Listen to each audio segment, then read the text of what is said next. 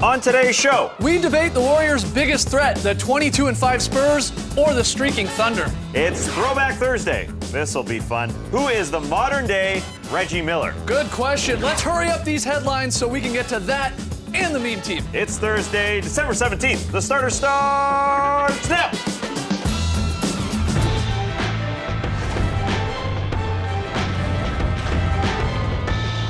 Good evening, Sweet World, and welcome to the starters. Whether you're listening to the podcast or watching us on NBA TV and or YouTube, we're happy to have you. I'm J.E. Skeets, and alongside me, as always, is Tess Mellis. You're the best. To his right, international man of mystery, taking it to the max, Lee Ellis. Friends. Lily. Last, certainly not least, over at the internet, starters blog editor, Trey Kirby. Hey, Oh, TK, my man, what do you got for us today? Well, I'm here at the internet looking for your best tweets at #TheStarters, and unfortunately, Survivor's second chance came to an end last night. One of the greatest seasons we've ever seen, but the good news is we got a sneak peek at season 32. Oh, yeah. And guess what? Former NBA center Scott Pollard is going to be Yes! on the show next year. Can't wait to see his talking head. Certainly a quotacious guy. Can't wait to see him towering over normal-sized people, looking like a giant. And Tass, you're going to be so excited because starters, Survivor updates are coming That's back. right, Get Trey! excited. Oh. But if you're watching at home, let us know which ex-NBA player you think would be the best on Survivor and why. For me, it's noted outdoorsman Brad Miller. But if you got a better one, tweet at us. Use #TheStarters. We'll see your best answers a bit All later. right, so excited, Trey. Can't wait. So excited. We had Cliff Robinson on Survivor a couple years ago. Now we got Scott Pollard coming. When's it start? February, right? Yeah. Counting the days. Okay, great stuff. Till All it right. ends. We got an action-packed show here tonight. It's Throwback Thursday, so we'll have a little of NBA edition of that, and we got a brand new edition of the meme team. But first, we're playing What You Got. So if you're new to the show, this is how it works. Trey presents us with two related topics. We have to determine the better choice. The catch, of course, there's only one right answer, and Trey's the only one that knows it. We got to get inside Trey's head here. So TK, Good luck. What you got for us with the first one? The San Antonio Spurs have won 4 straight games and sit just behind the Warriors in point differential. Meanwhile, the Thunder have won 6 straight, best winning streak in the NBA. So who is the biggest threat to the Warriors right now? Is it the Spurs or the Thunder? What you got? I don't even know how this is a question. tough. It's the Spurs. I don't know how you can pick the Thunder. At this point, the Spurs are the perfect opponent for the Warriors. The Warriors, a historic offense, while the Spurs have a historic defense. The best defense in almost 40 years right now. And within that defense, they defend the three-point line the best in the league, which is the perfect foil for this Warriors team. You're right. And looking at these guys on the perimeter, Danny Green and Kawhi Leonard, they're the perfect matchups for Curry and for Clay and to get out there. They're number one at forcing mid-range shots, and they're the best at grabbing defensive rebounds. So that second opportunity for the Golden State Warriors where they grab and kick and get those easy shots, it's not going to happen as much against the Spurs. And I think the biggest thing, forget on the court, the mental edge. I think there's one team that the Warriors have in the back of their head. They know that the Spurs won't fold. They know that the Spurs won't go to isolation basketball, that they're going to be there for 48 minutes. They also beat Golden State and Golden State last year. They've got an advantage in the mental game, just a little one. Nobody is better than the Warriors, but I think they know that the Spurs will never break and will be there till the end of the game. Do the Spurs and Warriors play before Survivor 32 starts? Yes. Do they? I'm not Same sure. night. When are they ever going to play? Do you agree with Tass? Is it sort of easy in a way, and you go with the Spurs here? Well, maybe not easy, but they do have the championship pedigree. We know they've been there before, they've won before, they know everything they have to do to beat the Golden State Warriors, and with Kawhi Leonard playing at an MVP level himself, they've got a couple of very good players there, and their offense hasn't been talked about much, but their offense started off slowly. It's really starting to come together now. They're third in the NBA. Obviously, the Warriors are right up there at the top. So Don't discredit the Thunder, though. I'm not. I know maybe not the entire season, but over the last 10 games, Thunder are top 5 on both sides of basketball as well. Offensively and defensively, they're getting it going. And I think this question, when you try and wrap your head around the Spurs or the Thunder, to me it comes down a little bit to trying to battle the Warriors. Would you rather have 2 top 10, top 5 guys in OKC, like you have in Russ and maybe the pressure he can put on Curry and Durant? Or do you want a much deeper squad, which is what the Spurs have? I think they're right there with the Warriors in terms of the depth they have. I mean, it's sort of which one do you want? The superstars? What you got? Not that the Spurs don't have some great players as well, but Durant and Russ are on another level. but they're not a deep team. Well, the Spurs have so many guys they can throw at you. I think as well, if Durant can get going and maybe go for 45 or 50, that maybe tests the Golden State defense as well. We haven't really seen anyone do that. So they've got their own threat, their own indefensible threat in Kevin Durant. If he can get going, Westbrook, and obviously the most important thing with the Thunder is health, because we haven't seen that for the last couple of years. So if they are healthy, you know they're a good challenge for the Warriors. All right, and not an easy question. Trey, what is the answer, Spurs or Thunder here? Well, it's the Spurs. They've been the second best team in the league the entire season. They got championship experience, and they're playing a lot slower now. That's kind of what gave the Warriors troubles in the finals last year. Kind of Cavs-like. Okay. Except for with some Hall of Famers. Anyways, moving on. Second topic. It's trade season, and you might not buy it, but both DeMarcus Cousins and Dwight Howard are supposedly on the trading block. Who do you think is more likely to be moved? Dwight or DeMarcus? What you got? I got Dwight. I think I'm with you. Both sides there. He's being underutilized. He can't be happy. He's in a bad scenario, and there's a rumor that he's going to opt out of his contract at the end of this year. The Rockets aren't going to give him a new contract at this point. They're not going to be the ones to want to do that, so why not trade him at this point? To get something. Yeah, if you're not using him, I mean, this is when his value is the highest to them, I suppose, because he's not going to stay there a long time. And to me, on the other end, DeMarcus Cousins, an all-world talent. The Kings aren't just going to continue flipping guys. While you look at the scenario here in Houston, Dwight has the 5th most shots on this team. He hasn't been used this little since his rookie year. Right. He's not over the hill. He's not a geezer. He's 30 and maybe his best years are behind him, but he shouldn't be getting less shots. I'm not saying put him in the post, but less roll opportunities. He's getting 1.5 pick and roll opportunities per game. That's ridiculous. Yeah. He's Dwight Howard. He should be above the rim throwing down dunks. I agree, but when he does miss games a lot of the time for rest, it's a little hard to build your offense around him and keep him involved when he's in and out of the lineup like Just that. do this. I mean, he's a weapon. He's a weapon, and you want your big guy to work on the defensive end. I don't think he will push for a trade, though, because he No, knows what I happened agree. last time. That's a good point. I think he will wait till the end of the season when he has the option to opt out and just see how things unfold there in Houston, because I don't think the Kings at this stage are going to trade DeMarcus Cousins. I 100% agree with Yeah. you. DeMarcus Cousins, he's not going anywhere. No. He isn't. I just don't believe it. I think exactly what you said, Tass. They've had enough turnover with this squad. He is their cornerstone. Vlade and Vivek, they seem behind him. He's an all-world talent when he's out there. You're not going to trade him, because what are you really getting back? Howard, you said it, Tass, and whether or not he really is unhappy, and he shoots down those rumors, so he says they're lies, but the interesting question is, and Kevin Pelton brought this up on ESPN, forget about his mood, whether he's happy or not. Do the Rockets want to move forward with this guy? I mean, you're right. Do you want to be the team to give him in theory, his final contract? He's getting there up there. He's over 30 years old now. A lot of health issues. He's played 30,000 minutes. Yeah, he's an old 30. He's an old 30 because he came in so young.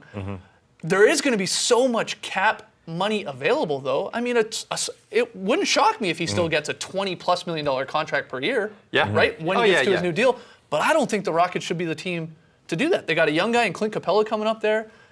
And they're not using him, as you said. So why would you give him the money? Yeah, I think they definitely should use him more. But as well as the Kings, on their side, they started 1-7. Since they're 9-8, Yeah. I mean, they have something They're going. building on something, definitely. Yeah. All right, Trey, what's the answer to this? Who's more likely to be traded, Dwight or Boogie? Light of good points on both sides, but it's definitely Dwight, because if you remember, he has left every single team he's ever been on. Oh, But it's diggity, true. It's true. diggity dig at Dwight right there. Oh, ouch. All right, next one. Final topic. According to Baxter Holmes over at ESPN, most of the Lakers drink a special chocolate milk as their post-game recovery snack. As for LeBron James, on Instagram, he blasted a gram of a cake he made for his post-training snack, and it's a chocolate cake laced with kale. What's the better post-training snack, a chocolate milk or a chocolate kale cake? What you got? Chocolate kale cake. I think we should gotta get clear here with the chocolate kale cake. Yeah. You don't taste the kale. Kale me crazy, but you don't taste the kale. It's just in there. That looks great. That looks great. It looks good, yeah. But So, okay, after hold a on. workout, you want to suck back a piece of cake? No, that's right. I would rather have the chocolate milk, thank you very much. Exactly. Milk, I don't Not know what cake. to believe with milk. You have some people say it's a great recovery drink, and others saying you've got to avoid it. So I don't know. I mean, there's probably a little bit of dairy in that cake. I've never had kale chocolate cake before, so and I like dairy. Don't get me wrong, but I've had chocolate milk. I've never had chocolate kale cake, so I'll take the cake in this one. The best line I've seen about this is LeBron's not satisfied just beating your favorite team. He wants to ruin desserts now too. Throwing kale in. Come on. Send us one in, LeBron. We'll try it out on the show. They've reduced the sugar in that milk. I believe it's farm fresh milk as I well. hope so. It's not regular. Grass-fed. Grass-fed. All right. What's the answer to this one? That's the chocolate Yes, milk. No of doubt. course It's just it so is. much easier. Just chug a chocolate milk. What do you do after you eat a slice of cake? There's like a whole lot of cake left. Have another Come on. slice. Crumbs. There's a Come on, mess Lee. to Come on, clean Lee. up. We gotta watch out for the kids. It's all about health these days. All right, agree or disagree with Trey's answers? Let us know on Twitter. #the starters. We got to take a break. Lots more still to come when we come back. It is Throwback Thursday, and we're going to feature one of the NBA's all-time best shooters. It's Miller time after the jump. You're watching the starters.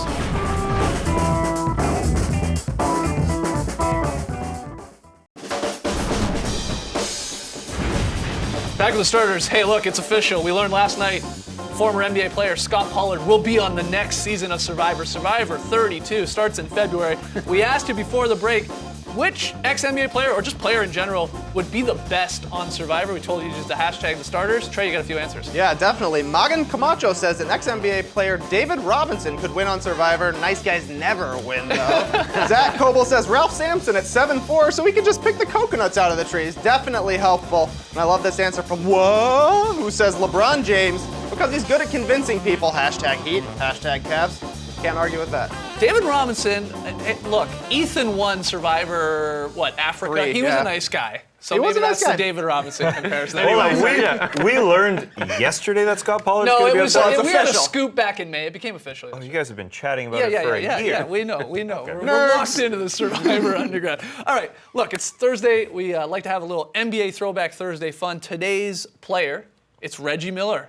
Yes, our colleague Reggie Miller. Yeah. Can I say that? I don't know. Yeah, you can. Reggie Miller jersey there, courtesy of our friends down under at basketballjerseyworld.com. Reggie played his entire 18-year career with the Indiana Pacers, obviously known for his three-point shooting, especially in the clutch and the pressure situations. By the way, Knicks fans, if you're watching, you can turn this off. We understand.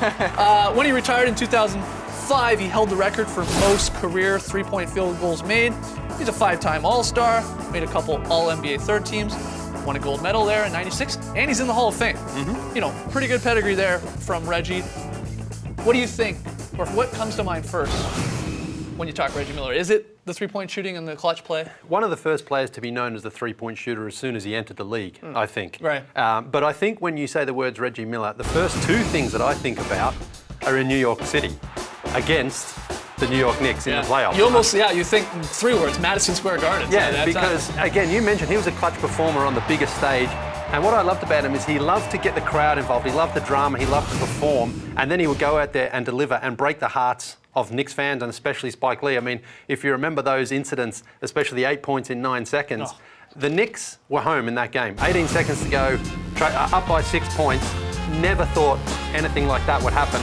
And Reggie goes out there and scores the 8 points in 9 seconds. And of course, the incident with Spike Lee there. This is my favorite Reggie game of all time. Yeah. Where he scores the 25 there in the fourth, and he's going back and forth with Spike Lee. I legit remember where I was, who I was watching that game with.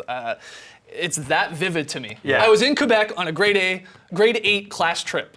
And everyone got in the hotel room and we're watching this game going bonkers. I remember it completely. Sounds like a fun trip. If there is one thing that's missing from today's game, it is the rivalries between the two teams. The hatred, the real pure hatred. And that's what that moment is to me. That's all I can think of. What about the 8 points in 8.9 seconds, really? Again, another one where you can probably remember where you were watching it live. Yeah, well, the thing Well, I you remember, watched it about 5 weeks I later saw in it a bit Australia. later than everybody else. But, 18 seconds to go, and the team is up by 6. The Knicks are up by 6. They're pretty much home. Then Reggie hits the one out of the timeout. Then he gets the steal when Greg Anthony kind of slips over there. Our knocks it colleague, down. Greg Anthony. Yes. And then John Starks goes down to the free throw line. He really only has to make one to maybe win the game. Blows 2 free throws. Reggie gets the rebound. He goes to the other end of the line, end of the court, and knocks in 2 free throws. And speaking of free throws, that's one thing about Reggie Miller that I actually really loved watching about him. When he went to the free throw line, he strutted up there with supreme confidence. Right. He was an 89% It's shooter. a great free throw shooter. Yeah, no, but for me, you watch how he used to go to the free throw line. He'd go and get the chalk out. Here he goes. Yeah. Put it on his hands. Give him a big slap. Did he chalk up for every free throw? No, not every free throw, but a lot of the times. But he would just go up there and he would feel absolutely confident that he was going to knock down every single free throw he took. And again, if you think of John Starks, he did not want to take those free throws in that game. Reggie went down in the end, stuck another couple of daggers into the net. He relished the pressure moment. Absolutely for did, sure. yeah. And he was also a 50-40-90 member of that club at least once in his career. All right, so here's the question. We like to do this with the Throwback Thursday. Who is the modern day version of Reggie Miller? That's tough, I think. A guy I like who moves well without the ball and can hit those big three-pointers is Klay Thompson from the Warriors. I like the way that he plays, and I think he grew up watching someone like Reggie and saw his game, to be similar to his, you know? I mean, if you think about just last night for the Warriors, he had 27 points in that third quarter. That's kind of Reggie Miller-esque as well. You know, just getting red hot. Well, and 37 points in a quarter is definitely a remember where you are kind of game. Absolutely. Yeah, so, you're right. you know, I think, you know, everybody, all these kids grow up watching someone, they try to emulate them on their court, and then they sort of take it and add something else to it. And I think Klay Thompson is a good example. Trey, Well, you mentioned it, Lee. It's kind of like Reggie's game is a bit of a lost art now because a lot of the guys that are great three-point shooters are either shooting off a catch and shoot or off dribble penetration, or they got the ball in their hands. But guys like Kyle Korver, JJ Redick, there are some young guys as well that still run off baseline screens and still create havoc just by running around and making everybody tired. People will get on Reggie for not playing defense, but at least he wore his guy out running through, you know, a set of 4 screens to get an open shot, knowing that he's going to find out a way to get open. And I think that that's what Korver and Redick do too. It is unfortunate, though, that you don't see as many guys running off screens to get open looks. Reggie Miller was like the real-life Forrest Gump, too. He was actually born with like hip deformities and had like leg braces for like the first 4 or 5 years of his career because he couldn't walk straight. Then they come off and he becomes a Hall of Fame NBA player. And you know you're a famous player when you have a move named after you, and that's kicking the legs out, right. trying to draw the foul. That's right. All right, let's hear the from you Reggie Miller guys. Let us know on Twitter. Who is the modern-day version of Reggie Miller? I'm sure we're forgetting some. Let us know, hashtag the starters. Get a few of your answers a little bit later. Coming up, though, we head to the dark side of the meme team.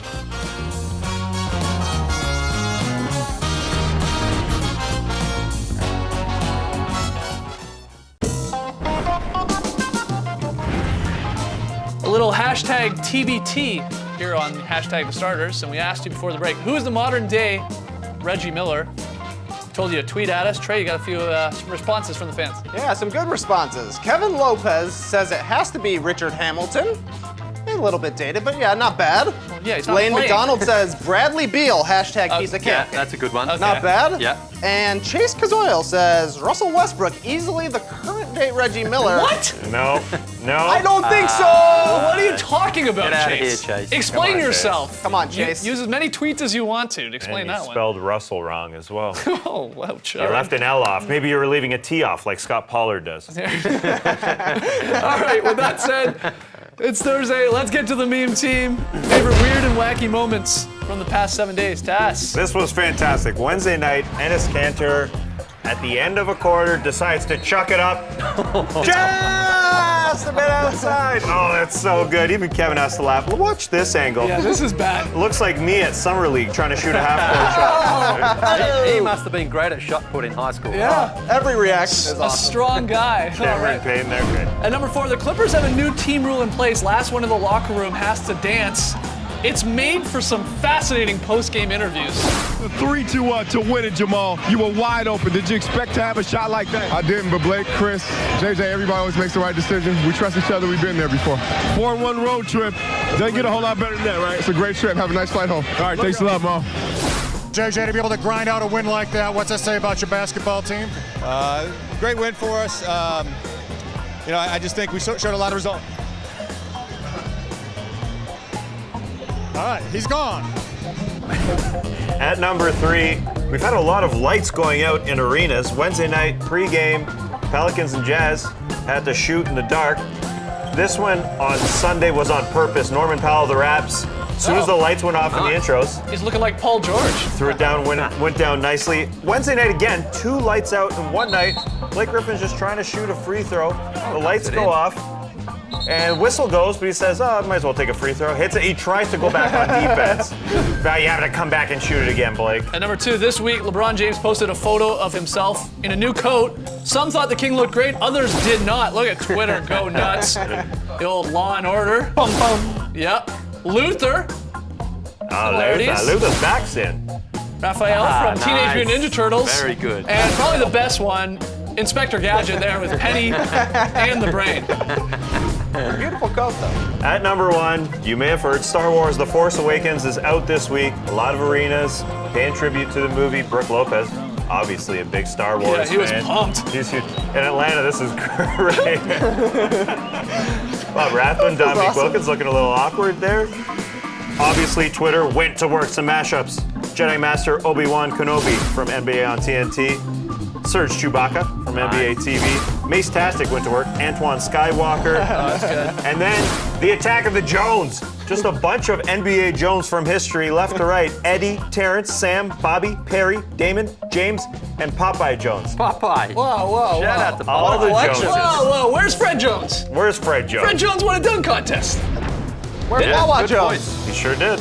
I bet you forgot that, right? Not a great dunk contest that Fred Jones won. All right, when we come back, Lily's very solid play. You're watching the starters.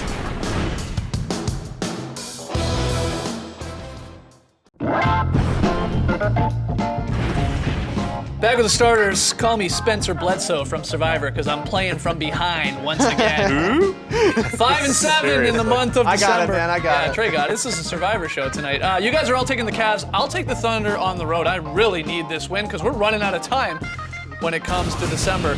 Tonight's TNT doubleheader. It's the Thunder Cavs, that game at 8, and followed by the Rockets and Lakers. Everyone getting ready. Soaring Chewbacca. You gotta get rid of that. Surge taking down an orange. Oh, we got a nice platter there from Mozgov. Good. Wow, He won't the fruit must be dehydrate great. with all that watermelon. And LeBron having some grapes, I believe. Great.